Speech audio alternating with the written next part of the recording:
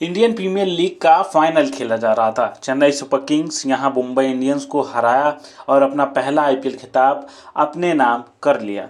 Final के बाद जैसे कि होता है तब के आईपीएल में चेयरमैन ललित मोदी मंच पर आए और जीतने वाले कप्तान को ट्रॉफी देने लगे, यानी चेन्नई सुपर किंग्स के कप्तान महेंद्र सिंह धोनी को।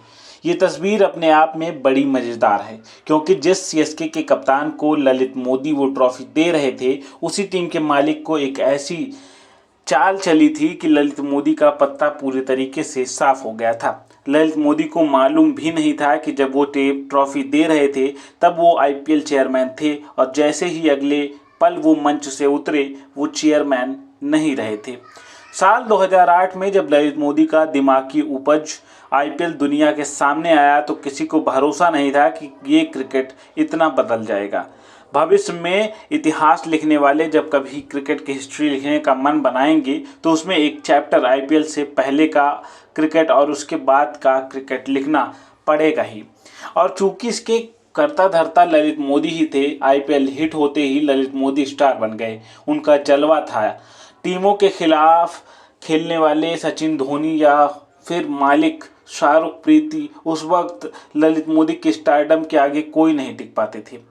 और ललित मोदी को इसका मजा भी आता था, क्योंकि वो बताना चाहते थे कि वही असली बॉस है। मैच से पहले हेलीकॉप्टर में एंट्री करना, बड़ी बड़ी पार्टियां करना और अपनी मनमर्जी के हिसाब से क्रिकेट को बदल देना, जिस ललित मोदी को कभी बीसीसीआई में एक स्थान बनाने के लिए काफ़ी पापड़ बेलने पड़े थे, वो अब बोर्ड में वाइस प्रेसिडेंट था और सबसे ज़्यादा पैसा कमा देने वाला लीग का बॉस भी। लेकिन ललित मोदी की एक बात थी जो भले ही कभी उनके पक्ष में लगती हो, लेकिन उसी ने उसका बेड़ा गर्क भी कर दिया। जो भी था वन मैन शो वाली बात थी। चलिए अब कहानी पर फिर से लौटते हैं। उसके तुरंत बाद ही उनको एक मेल दिखाया गया जो तब के बीसीसीआई चीफ शशांक मनोहर ने भेजा था। ये चिट्ठी ललित मोदी का सस्पेंशन लेटर थी। उन्होंने तुरंत प्रभाव से बीसीसीआई के सभी पदों से ललित मोदी को निष्कासित कर दिया था। इसका कारण अपने पद का दुरुपयोग करना, बीसीसीआई के खातों का गलत इस्तेमाल करना, खिलाड़ियों और टीम के ऑक्शन में गड़बड़ी करना बताया गया था। इसका अंदेशा पहले से ही लग गया था क्योंकि ये होने वाला है, लेकिन कोई भरोसा नहीं कर रहा था, क्योंकि ललित मोदी जो आईपीएल का बॉस है और सुपरस्टार, उसके साथ ऐसा कैसे हो सकता है। मोदी को सस्पेंशन लेटर देने की कहानी आसान नहीं है, क्योंकि उस रात आईपीएल का मैच कुछ अलग था। सब बड़े मैच होते हैं, अक्सर टीवी स्क्रीन पर आपको मालिक या बीसीसीआई के अधिकारियों का चेहरा जरूर दिख जाता है। उस दिन स्क्रीन पर सिर्फ मुंबई के मालिक को दिखाया गया, ना कि सीएसके के मालिक को स्क्रीन पर दिखाया गया। बीसीसीआई के एक अधिकारी ऐसे क्यों, इसका कारण सबको बाद में मालूम पड़ा।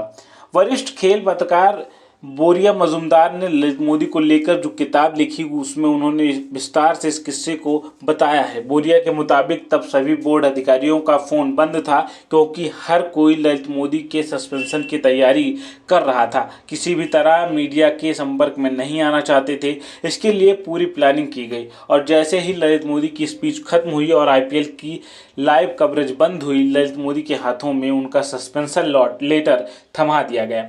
इसके पीछे एक डर ये भी था कि अगर ये पहले कर दिया जाता तो शायद ललित मोदी लाइव टीवी पर ही लेटर पढ़ देते। ये रात लंबी थी। ललित मोदी को चिट्ठी मिली, उसके बाद बीसीसीआई अध्यक्ष शशांक मनोहर ने एक ऑफिशियली रिलीज की। इसमें सूचित किया गया कि ललित मोदी ने बतौर आईपीएल चेयरमैन काफ़ी गड़बड़ी की है। इसमें 2009 में ऑक्शन में गड़बड़ी होना, 2009 में जब साउथ अफ्रीका आईपीएल खेला गया तब भी करोड़ों की गड़बड़ी की बात की गई थी, जिसके बाद ईडी ने ललित मोदी को नोटिस भी भेजा था। राजस्थान रॉयल्स में राज कुंद्रा और शिल्पा शेट्टी को शेयर देना हो या फिर प्रीति जिंटा का पंजाब में शेयर देना हो, तब हर चीज़ पर सवाल उठे थे। आईपीएल फाइनल की इस रात से लेकर 15 मई 2010 तक ललित मोदी और बीसीसीआई के बीच तमाम लड़ाइयाँ हुई। सस्पेंशन लेटर के अगले दिन ललित मोदी ने ट्विटर पर लिखा, भले ही मुझे सस्पेंड कर दिया गया हो, लेकिन मैं अभी भी आईपीएल का चीफ हूँ। मीटिंग में ललित मोदी ने एक आईपीएल गवर्निंग काउंसिल की मीटिंग बुलाई, लेकिन बीसीसीआई के सचिव ने साफ कर दिया कि ललित मोदी का कोई अधिकार नहीं है। मीडिया में ललित मोदी छाए हुए थे, क्योंकि हर वो अपना पक्ष वो रख रहे थे। बीसीसीआई चुप्पी साधे हुए था, लेकिन एक संस्थान के आगे आप कब तक लड़ेंगे, और वो भी बीसीसीआई के सामने। ललित मोदी को हार माननी पड़ी, क्योंकि उन पर सिर्फ बीसीसीआई ही नहीं बल्कि देश के कानूनी एजेंसियों का शिकंजा भी कसना शुरू हो चुका था। 15 मई 2010 को जब वो ललित मोदी ने हिंदुस्तान छोड़ा, तब तक लेकर अब तक ललित मोदी का इंतजार हो रहा है। कहने को वो भारत में भगौड़े हैं, लेकिन लंदन में वो फुल ऐश से लाइव जीते हैं।